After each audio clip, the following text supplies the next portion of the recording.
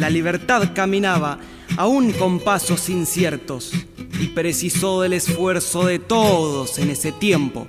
Cuando pasó el gran Belgrano y un puñado de valientes, Pedrito Ríos, el tambor de Tacuarí, fue alistado al contingente.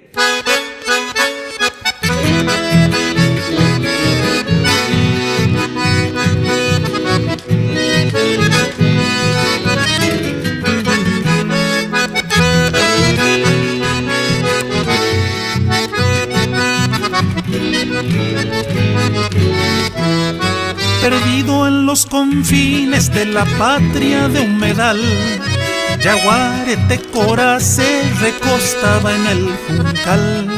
Allí nació un mitaí, un humicito pueblero, la prematura leyenda trascendiendo los esteros. Pedro Ríos se llamaba, Muricito Mbareté.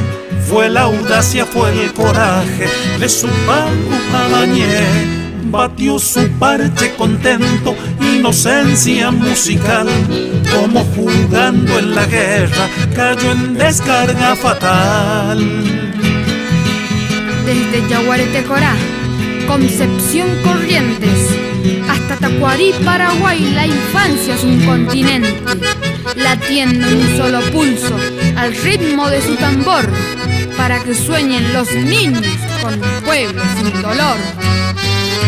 Entre tanta incertidumbre, tristeza en su corazón, se despidió para siempre de su pueblo Concepción. Su alma tierna de pequeño se hizo fuerte en el marchar, refugiando su alegría en un tambor al tocar. Pedro Ríos se llamaba, Muricito Mbareté. Fue la audacia, fue el coraje de su pago Abañé. Batió su parche contento, inocencia musical. Como jugando en la guerra, cayó en descarga fatal.